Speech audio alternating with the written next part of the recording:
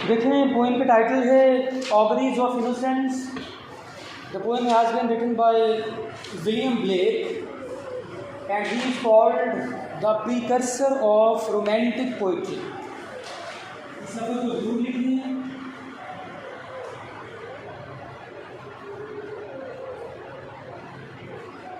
Precursor of romantic poetry. Precursor का मतलब है फॉर रनर।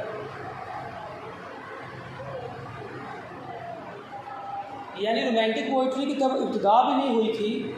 अननोइंगली जैसी poetry William Blake was composing, that poetry was romantic poetry.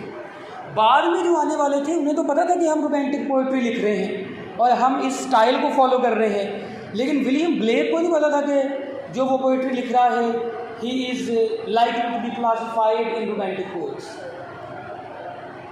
फॉररनर यानी पहला रोमांटिक पोइट जो है वो विलियम वर्ड्सवर्थ और एस.टी. कॉलरिज को कहा जाता है, लेकिन उनसे भी उनका फॉररनर है, उनसे भी पहला। The long and short you may call William Blake as the father of romantic poetry, like Geoffrey Chaucer as the father of English poetry. तो William Blake father of English romantic poetry. Romantic poetry के बारे में आपको बताया हुआ कि होती क्या है। इससे मुराद भी अपनी सोसाइटी की अकॉर्डिंग न लें कि रोमांटिक पोइट्री जैसे मोहब्बत की शायरी गालिब की है, मोमिन की है कि इश्क़ मजाजी में ही सारी ज़िंदगी गुजार दी, ये वैसी शायरी नहीं, ये नेचर से मोहब्बत है और इमेजिनेटिव पोइट्री है। अब इसमें जितने भी हमने कपलेट्स को पढ़ना है, you will see that all the couplets are referring a love towards nature. पहले इसकी कपलेट देखें, to see a world in a grain of sand. कोई दुनिया को देखना चाहता है, रेत का एक ज़र्रा उठा के अपनी पाम पर रखे and he will see the rest of the world. सारी दुनिया ऐसी ही है, क्योंकि आखिर ये ज़र्रात ही तो हैं। ज़र्रात जुड़े हुए हैं सारे, इनको अलग करते जाएं, किसी ब्रिक को तोड़ लें, किसी पत्थर को तोड़ लें, किसी बड़े हिमालय के पहाड़ को तोड़ लें, तो वो भी ज़र्रात ही हैं। इसलिए एक ज़र्रे को अपनी हथेली पर रखें और देख लें कि यही पूरी दुनिया है। देखिए कितना बड़ा एक इमेजिनेटिव आइडिया उसने पहली ही लाइन में हमें दिया, highly imaginative. And heaven in a wild flower. और अगर कोई जन्नत का तस्वुर करना चाहता है तो वो किसी जंगली फूल को देखे और वो सोच ले कि सारी जन्नत भी ऐसी है। किसी रोज़ की बात नहीं कर रहा, किसी लिली की कली की बात नहीं कर रहा, बल्कि बात कर रहा है वाइल्ड फ्लावर। किसी जंगली फूल को भी देखें तो पूरी जन्नत ऐसे ही फूलों से भरी हुई है। Hold infinity in the palm of your hand. जब आप एक रेत के ज़र्रे को अपनी हथेली पे रखेंगे तो आपने इन्फिनिटी को यानी अनलिमिटेड वर्ल्ड को अपनी मुट्ठी में बंद कर लिया है। You have close the rest of the universe in your fist and eternity in an hour. एक घंटा, इटर्निटी कहते हैं अब्दियत, और अब्दियत कहते हैं यहाँ से बाद की दुनिया, जिसका एक साल हमारी दुनिया के 1000 साल के बराबर है। अगर कोई सोचना चाहता है कि क़यामत के बाद या मरने के बाद दुनिया का वक्त कैसे होगा, वो ऐसे होगा जैसे कि आप अपना ज़िंदगी में 1 घंटा गुजारें। आपकी सारी ज़िंदगी ऐसी है, कभी खुशी है, कभी बोरियत है, कभी आप इंजॉय कर रहे हैं, कभी आप ज़िंदगी को फजूल समझते हैं। 1 घंटे के अंदर अंदर आपकी दिलों के दिमागों के मूड्स कैसे चेंज होते हैं विद इन 1 आवर। तो पूरी ज़िंदगी भी ऐसी है, जैसा आपका 1 घंटा गुजरेगा ऐसे ही पूरी ज़िंदगी गुजरेगी। बहुत बड़ी नज़म है, लेंथ के लिहाज से भी, अपने आइडियोलॉजी के लिहाज से भी। अरोबन रेड ब्रेस्ट इन अकेत, एक छोटा सा परिंदा है, सुर्ख पर उसके होते हैं। अरोबन रेड ब्रेस्ट यानी रेड विंग, सुर्ख परों वाला एक परिंदा, अगर किसी ने उसे पकड़कर केज में, पिंजरे में बंद कर दिया puts all heaven in a rage, तो वो इंसान ये सोचे कि पूरे हेवन को, पूरी जन्नत की मखलूक को उसने अपने ख़िलाफ़ कर लिया। ये तो जुल्म किया उसने उस परिंदे को कैद करके, तो इस पे खुदा की तमाम मखलूक जो जन्नत में रहती है, जो आसमानों में रहती है, वो उस पर गुस्से में आ जाए। रेज, गुस्सा, anger.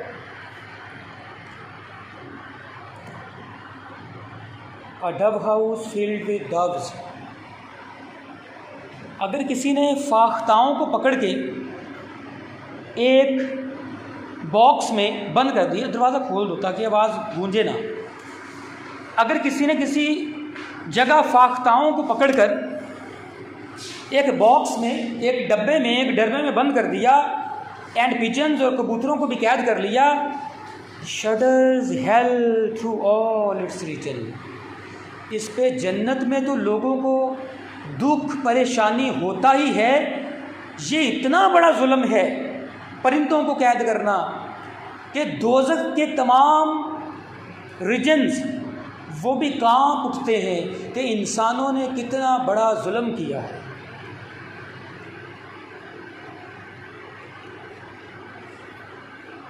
A dog starved at his masters. देखिए उनकी मोहब्बत के एलिमेंट किधर किधर जा रहा है।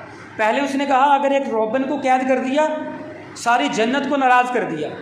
फिर उसने कहा अगर फाख्ताओं को और कबूतरों को कैद कर दिया तो दोज़ख भी इस पे कांप उठती है। फिर आगे कहता है अगर a dog starved at his master's gate, एक कुत्ता जो अपने मालिक के दरवाजे पर भूखा मर गया, starved, died out of hunger, भूख से मर जाना, उस कुत्ते पे मरने की क्या होगा। Predicts the ruin of the state. एक मालिक और उसका एक कुत्ता और एक दरवाजे पे भूखा मर गया तो सारा मुल्क तबाह हो जाएगा। प्रिडिक्ट, ये पेशन गोई है कि पूरा मुल्क तबाह होने वाला है। A horse misused upon the road. एक घोड़े पर जिसका काम ही उसको ज़ाहिर भग्गी में लगाना है, किसी गिग में उसको अटैच करना है, लेकिन अगर उसमें 4 लोगों की बजाय 6 लोगों को बिठा दिया, उस पर ज़्यादा जुल्म किया जा रहा है। Calls to heaven for human blood. तो वो हॉर्स बद्दुआ करता है कि इंसानों का खून भी ज़मीन पर ऐसे ही बह जाए जैसे उस बेचारे पे जुल्म किया जा रहा है। देखें रोमांटिक पोएट्स की मोहब्बत कहाँ जा रही है। कुत्तों का कितना ख्याल है, घोड़ों का, कबूतरों का, छोटे छोटे परिंदों का। ये है रोमांटिक पोएट्री। मोहब्बत का मतलब है खुदा की पैदा करदा सारी मखलूक से मोहब्बत करें, कोई सिलेक्टिव इंसान ना देखें। इंसान को फलां इंसान से मोहब्बत है जी, नेकी हो रही है, ये मोहब्बत है रोमांटिक पोएट्री। ऐसी नेकियां चेंज होती रहती हैं साल 2 साल के बाद, ये रोमांटिक पोएट्री। सोसाइटी ऐसे ही चलती। Calls to heaven, each outcry of the hunted hare. कुत्तों को छोड़ा गया ताकि वो खरगोशों को पकड़ के लाएं। अब वो खरगोश बेचारे अपनी जान बचाने के लिए दौड़ भी रहे हैं और चिल्ला भी रहे हैं, आउट क्राई, चीख रहे हैं। उसकी एक एक चीख दौड़ते हुए खरगोश की, रैबिट की, a fibre from the brain does tear. कोई इंसान अगर बहुत सेंसिटिव है, वो इस कुत्ते की जो पीछे दौड़ने की वजह से खरगोश का चिल्लाना है, एक एक चीख को सुन के एक सेंसिटिव इंसान के दिमाग का एक एक थ्रेड, दिमाग के जो थ्रेड्स हैं वो टूटना शुरू हो जाएंगे अगर कोई सेंसिटिव इंसान है। उस फाख्ता की चीख से ज़ख्मी हूँ आज तक, वो फाख्ता जो आपने दावत में काट दी। वो फाख्ता जो आपने दावत में काट दी। ज़ाहिर है उसको ज़िबा किया तो वो चिल्लाई तो होगी। तो शायर की सेंसिटिविटी है, उस फाख्ता की चीख से ज़ख्मी हूँ आज तक, वो फाख्ता जो आपने दावत में काट दी। A skylark wounded in the wing. अगर किसी स्काईलार्क, फिर छोटा सा परिंदा है, किसी ने उसको पत्थर मारा कैटापिल्ट से, गुलेल से, और उसका पर जख्मी हो गया। A cherubim does cease to sing। अगर एक छोटे से परिंदे का एक पर जख्मी हो गया तो जन्नत में एक चेरूब जो कि बहुत खूबसूरत फरिश्ते का नाम है, वो जन्नत में गाना गाना बंद कर देता है, दुखी हो जाता है। Out of dejection the cherub stops singing. The game clipped and armed for fight. ये कल्चर तो हमारे बड़े शरीर का कल्चर है कि अगर जो मुर्गे वगैरह होते हैं, ये कुछ लड़ाई वाले भी होते हैं, शायद आप लोगों को लड़कियों को पता नहीं पता है कि नहीं, इनकी लड़ाई करवाई जाती है मुर्गों की, तो उनके पंजों के ऊपर लोहे के क्लिप चढ़ाए जाते हैं ताकि वो दूसरे मुर्ग को लगे तो वो जल्द ही गिर जाए, हार मान ले। ब्लेक कहता है अगर किसी ने ये जुल्म किया, एक मुर्ग के पंजों में लोहे के कुछ आर्टिकल्स लगाए, कुछ गैजेट्स लगाए लड़ाई करने के लिए, does the rising son of rise, तो तलू होता हुआ सूरज उसको देख के अफराइट खौफ ज़दा हो जाता है कि ये इंसान कितने जालिम हैं। देखिए कहाँ कहाँ शायर की इंसाइट, उसकी नज़र कहाँ कहाँ जा रही है, जहाँ पे आम इंसान ने कभी सोचा भी नहीं होगा। Every wolf's and lion's howl raises from hell a human soul। अगर कोई भेड़िया, अब ये ख़तरनाक जानवर है, इंसान समझता है कि इनको तो मार देना चाहिए, अगर कोई भेड़िया ज़ख्मी होकर चिल्ला रहा है, लाइन्स हाउल, या कोई शेर ज़ख्मी होकर चिल्ला रहा है, तो दोज़ख में क्या होता है, वहाँ पे दोज़ख में जल जाने से जो कोई रूह मर चुकी, वो भी इन आवाज़ों को सुन के डर की वजह से जाग जाती है कि शायद दोज़ख में कोई नया अजाब आ गया है। देखें किस हद तक रोमांटिक पोएट है। ये है नेचर से मोहब्बत। ये नहीं होता कि किसी वैश्य को मार दें जी आप 10 नेकियां मिलेंगी, लिजर्ड को मार दें जी आपको नेकियां मिलेंगी, किसी रैट को, चूहे को मार दें जी नेकियां मिलेंगी। सारी खुदा की मखलूक है, नहीं मारनी चाहिए,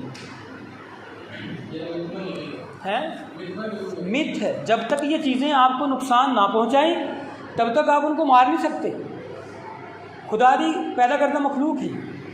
इवन के लिजर्ड्स को देखें, ये मच्छरों को घरों में ख़त्म कर देती हैं, जो पेस्ट होते हैं छोटे छोटे इंसेक्ट्स, उनको ये ख़त्म कर देती हैं, उनका कोई फ़ायदा भी है, तो इनको मारना नहीं चाहिए। इतना जुल्म वो बेचारी कौन सा जुल्म करते हैं, उनसे बड़े जालिम तो इंसान हैं, उनसे बड़े जालिम आप खुद हो सकते हैं। आपने लोगों को कितना नुकसान पहुंचाया होगा अपनी ज़िंदगी में। द वाइल्ड डियर, इवन के कुछ लोग ये कहते हैं कि बिल्ली जो है ये भी कोई अच्छा जानवर नहीं है। कुछ लोगों के मुताबिक बहुत ही अच्छा जानवर है, कुछ लोग इसको पालना पसंद करते हैं, कुछ के मुताबिक ये बहुत बुरा जानवर है। अपनी अपनी लोगों ने आइडियोलॉजी खुद ही सेट की है। लेकिन द लॉन्ग एंड शॉर्ट, सारी क्रिएचर, सारी मखलूक खुदा की पैदा करदा है। उन पे रहम करें, उन पे तरस खाएं, क्योंकि वो बेचारे तो कुछ कर भी नहीं सकते। The lamb misused breeds public strife.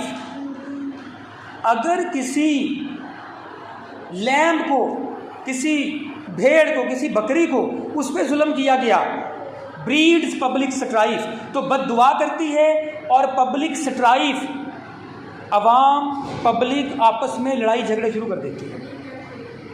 कौन सी? The wild deer wandering here and there. जंगली हिरन को देखें जो इधर उधर फिरती है। Keeps the human soul from care. अगर आपने देखा हरन आज़ाद है और उसको आज़ाद ही रहने दिया तो आपकी रूह पर कभी केयर, कभी परेशानी नहीं आएगी।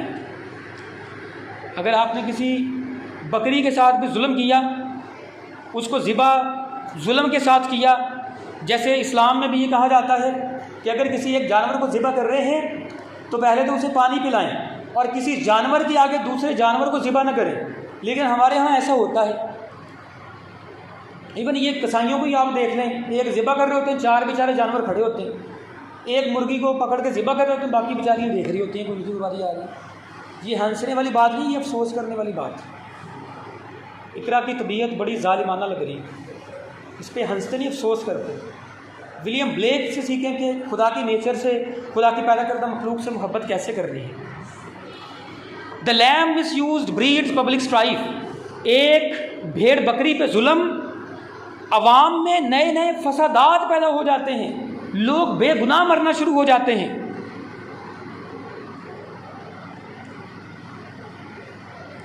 And yet for gives the butcher knife. देखें, अगर किसी कसाब ने, बुचर ने किसी भेड़ बकरी को एक प्रॉपर तरीके से ज़िबा किया, देखें लफ्ज़ लिखा हुआ, इकरा देखो उधर, सॉरी रिदा तुम इधर देखी जा रही हो, for gives the butcher knife. अगर किसी बकरी को अच्छे तरीके से ज़िबा किया गया तो वो बुचर के नाइफ को माफ़ कर देती है। लेकिन अगर उस पर जुल्म किया गया, उसको मार दिया गया, तो उससे वो बद्दुआ देगी। ये पिछली ईद पे, ईद कुर्बान पे, बकरा ईद पे देखने में आया, बड़े बड़े भैंसे जो लोग करते हैं वो छूट के अक्सर भाग जाते हैं। लोगों ने उनको फायरिंग की, उनके ऊपर उनको गोलियों से मार दिया गया, ले जो ज़िबा कर रहे हैं। उस पर प्ली क्या बनाई गई कि जानवरों का शिकार भी तो किया जाता ही है, तो इसका भी शिकार किया गया है। हाँ हाँ, फ़र्क है, वो जंगल में दौड़ने वाले जानवर हैं, उनको आप फायरिंग के ज़रिए मार रहे हैं। For gives the butcher knife. Kasab अगर उसको अच्छे तरीके से ज़िबा कर रहा है, देखें नज़म लिखने वाला क्रिश्चियन है और सारी इस्लामिक आइडियोलॉजी इसके साथ जाके मैच कर रही है। दुनिया के मज़हब को अगर आप ज़रा डेप्थ में देखेंगे तो बहुत से मज़ाहब आपस में मैच करते हैं, सिवाय इसके कि अगर लोगों ने उस मज़हब को चेंज ना किया हो अपने मुताबिक, क्योंकि तमाम मज़ाहब अल्लाह ताला की तरफ से ही आए हुए हैं। क्रिश्चियनिटी किसकी तरफ से आई? अल्लाह ताला ने ईसा अलैहिस्सलाम को भेजा। ज्यूइज़्म, बनी इसराइल कहाँ से पैदा हुए? अल्लाह ताला ने उनको भेजा। यूसुफ अलैहिस्सलाम की कौम, इस्माईल अलैहिस्सलाम की कौम, इब्राहीम अलैहिस्सलाम की कौम, जितने भी मज़हब आए अल्लाह ताला के भेजे हुए हैं। तो अपनी डेप्थ में सारे मज़हब आपस में मिलते हैं। ये इंसानों ने उनको चेंज किया है। इंसान तो एक मज़हब को आपस में मिलने दे रहे। इस्लाम में देखें 72 सेक्ट्स बने हुए हैं। दूसरा मज़हब कहाँ मिलेगा? एक मज़हब के अंदर फ़िरके नहीं आपस में मिल रहे। लेकिन रोमांटिक पोइट्री से कुछ सीखें। द बैट, वो चमगादड़, that flits at close of eve. चमगादड़ शाम के वक्त उड़ती है। क्लोज ऑफ ईव यानी इवनिंग के करीब जाके, शाम के करीब जाके चमगादड़ उड़ती है। Has left the brain that will not believe. चमगादड़ शाम के वक्त क्यों उड़ती है? ये उस इंसान को ज़िंदगी में कभी समझ नहीं आएगा जो किसी चीज़ पर यकीन ही नहीं रखता। जिसका यकीन खुदा पर है ही नहीं, वो इस राज को नहीं समझ सकता कि चमगादड़ शाम के वक्त क्यों उड़ती है।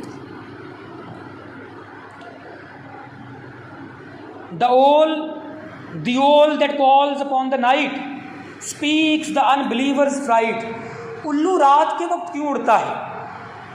अनबिलीवर्स, बेयकीन लोग जिनके अंदर ईमान नहीं है, वो इस बात से खौफ खाते हैं, उल्लू को देख के डरते हैं कि ये कितना अजीब परिंदा है, ये रात सारी जागता है। हमने किसी को जाहिल कहना हो तो हम उसे कह देते हैं कि ये कितना उल्लू है, उल्लू पागल है, इसका दिमाग काम नहीं करता। लेकिन उल्लू हकीकत में जहानत की अलामत है। हैरी पॉटर आप लोगों ने देखी होगी, जिसने नहीं देखी उसने सुना होगा। हैरी पॉटर में डिफरेंट जो करैक्टर्स हैं, जब वो हॉगवर्ट्स में सीखने के लिए जाते हैं तो उनका जो परिंदा है उनके पास वो उल्लू होता है। उल्लू जहानत की अलामत है। अगर किसी को आज के बाद कोई उल्लू कहे तो वो इस पर खुश हो। आपको उल्लू कहा जाए तो उस पर खुश हो, आपको ज़हीन कहा जाए हैं। तुम्हारा नाम भी इकरा है? तुम्हारा नाम भी इकरा है? अच्छा, मैंने कहा तुम्हें कह रही। चलो खैर आगे नज़म पढ़ते हैं। जो भी है, उल्लू जहानत की अलामत है। यार बाकी दो लड़के किधर हैं तुम्हारे साथ? कल तुम नहीं आए थे।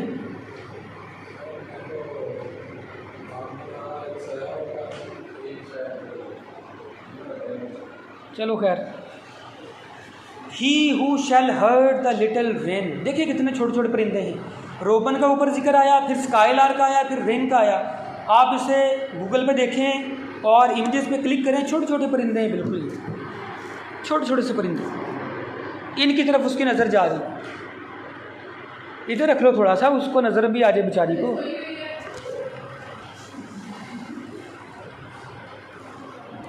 द ओल, जो छोटे से परिंदे रिन को नुकसान पहुंचाएगा, शैल never be loved by man, उसको इंसान कभी मोहब्बत नहीं करेंगे, उसकी ज़िंदगी में इंसानों की मोहब्बत नहीं आएगी। देखें कितनी बड़ी बद्दुआ है, इंसान उससे नफरत करेंगे।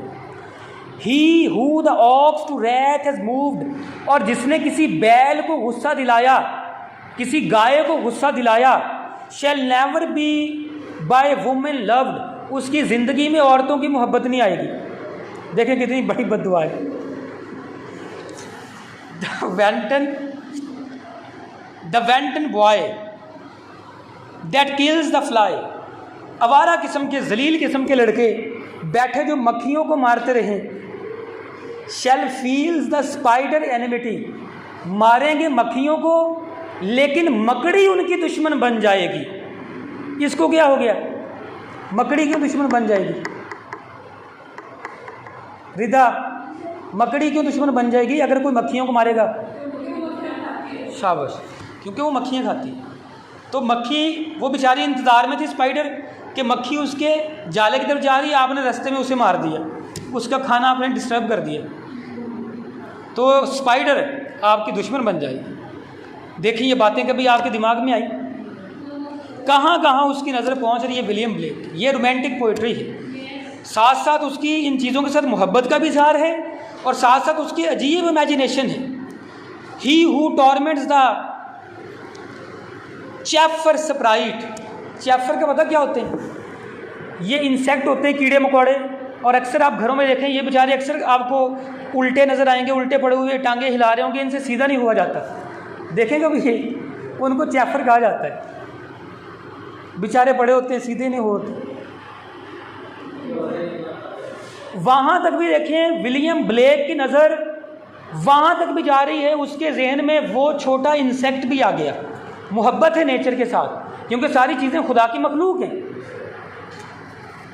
He who torment the chafer sprite, जिसने उस इंसेक्ट के ऊपर जुल्म किया। Weaves a bower in the endless night, उसकी ज़िंदगी में एंडलेस नाइट आ जाएगी, ऐसे दुख आ जाएंगे जो कभी ख़त्म भी नहीं होंगे। अब आप सोचें कि अगर आपकी ज़िंदगियों में कोई दुख ख़त्म नहीं हो रहा तो आपने इनमें से कोई जुल्म ज़रूर किए होंगे, जितने जुल्म उसने ऊपर बयान कर दिए हैं। मुझे तो खुद के ही याद आ रहे हैं।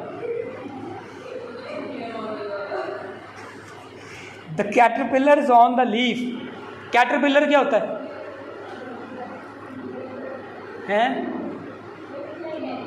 बटरफ्लाई, उसके जो छोटे बच्चे होते हैं किसी भी उड़ने वाले इंसेक्ट के, जो उड़ नहीं सकते अभी, उनके पर नहीं निकले, उन्हें कैटरपिलर कहा जाता है। The caterpillar on the leaf, एक कैटरपिलर बेचारा पत्ते पे बैठा हुआ है। Repeats to thee thy mother grieves, वो तुम्हें बताता है, वो तुम्हें याद दिलाता है। क्या बात? यूअर मदर ग्रीफ, तुम्हारी माँ का दुख। देखें कहाँ तक बात पहुँची। एक बायोलॉजिकली बच्चों को पैदा करना एक बहुत बड़ा, कह लें कि एक पेनफुल प्रोसेस है। तो अगर कोई उस कैटरपिलर को मारता है, उसे पहले याद करना चाहिए, उसे अपनी माँ के दुख को याद करना चाहिए। देखिए ये तो विलियम ब्लेक तो यहाँ पे सीधा ही हो गया इंसानों। Kill not to the moth nor butterfly, किसी भंवरे को ना मारना जो कैंडल्स भी आता है। मगज को बाग में जाने ना देना कि नाह खून परवाने का होगा। किसी मगज को, किसी परवाने को ना मार देना। ये जो कैंडल्स पे आते हैं बेचारे, छोटे छोटे भंवरे होते हैं, बड़े नाजुक होते हैं।